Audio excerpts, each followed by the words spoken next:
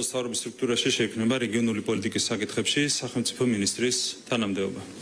აღნიშნულ თანამდებობას დაიკავებს ბატონი მამუკა მდინარეძე. საქართველოს მთავრობაში ახალი საკადრო და სტრუქტურული ცვლილებები ხორციელდება. უკვე მეორედ მამუკა მდინარეძისთვის ახალი თანამდებობა იქმნება. სექტემბერში მდინარეძე ვიცე-პრემიერობასთან ერთად რეგიონული პოლიტიკის საკითხებში სახელმწიფო მინისტრის პოსტს დაიკავებს. მას შემდეგ, რაც საშემოდგომო სესიის პირველივე კვირაში დეპუტატები დაჩქარებული წესით მიიღებენ საქართველოს მთავრობის სტრუქტურის ცვლილების შესახებ საკანონმდებლო პაკეტს, მდინარეძე ახალ თანამდებობაზე მუშაობას შეუდგება.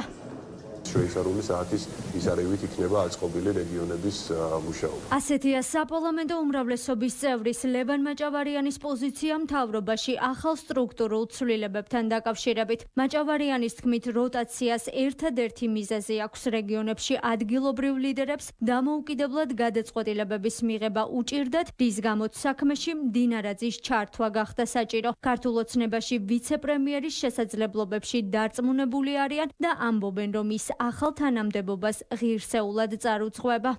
მამუკა მდინარეძე არის გუნდის გამორჩეული ლიდერი, ნებისმიერი ოპონენტი ისურვებდა, რომ მამუკა მდინარეძე აღარ იყოს ჩვენი გუნდის ლიდერი. ის გამოწვევა, რომელიც არის რეგიონებთან დაკავშირებული, რა თქმა უნდა, ჩვენ პრობლემებს არ გაუგივართ და არის გამოწვევები, კიდევ ერთხელ ხაზს გაუსვავ, რომ ეს გამოწვევები ძირითადად განპირობებული არის მართვის ვერტიკალში დაგვიანებული გადაწყვეტილებების მიღებით იქნება ეს თუ რიგ შემთხვევაში არიან თანამდებობის პირები, რომლებიც საკუთარ თავზე ვერ იღებენ იმ პასუხისგებლობას, რა პასუხისგებლობას ასაღებია და შესაბამისად ეს ყველაფერი არის დროში დასაჩქარებელი და ნათიდან გამომდინარე, რა თქმა უნდა, ძალიან ლოგიკურია, რომ მამუკა მდინარეძე ამ ყველაფერს ძალიან მაღალ დონეზე გაუძღვება. კრიზისი ქართული ოცნების შიგნით თუ სახელმწიფო მართვის გაუმჯობესებული სტრატეგია საკითხი ასე დგას ოპოზიციურ სპექტრში. ხელისუფლების ოპონენტები მიიჩნევენ, რომ რამდენიმე თვიანი ინტერვალით ახალი თანამდებობების შექმნა ქართულ ოცნებაში არსებულ კრიზისზე მიუთითებს.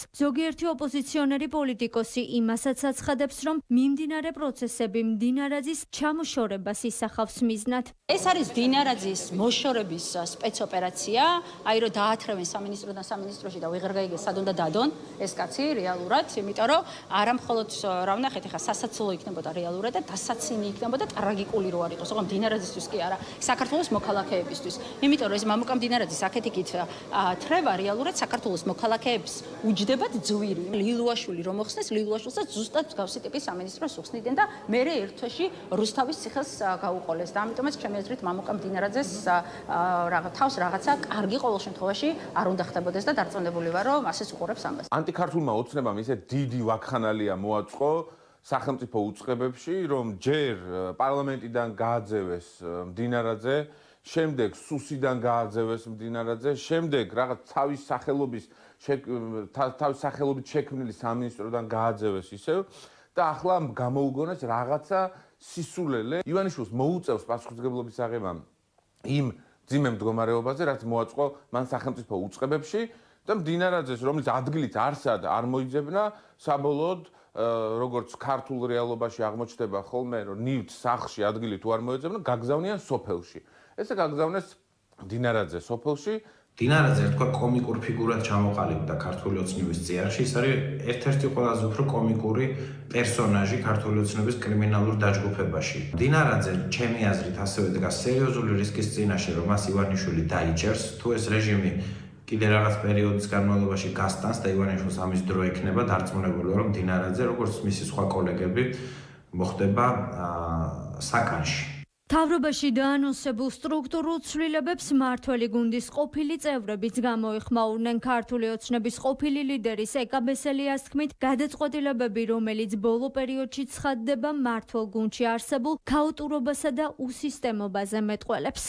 სახელმწიფო ასე არ იმართება, ადამიანებს ერგება თანამდებობები და რო არ იციან რა უყო მდინარეძეს, ამიტომ იგონებენ რაღაც წარმოუდგენელ ამბებს. რადგან აი ესეთი ეგრეთ წოდებული კარუსელი თამაშდება თან ესე უნიჭოთ, რომ სექტემბრამდე უნდა გადაიყვანონ დროებით, მე ახალი სამინისტრო შექმნან, ის რაც შექმნეს ეს უწყება 3 თვეში პრაქტიკულად ლიკვიდირდა, ეს ყველაფერი აჩვენებს უსისტემობას, ქაოტურობას.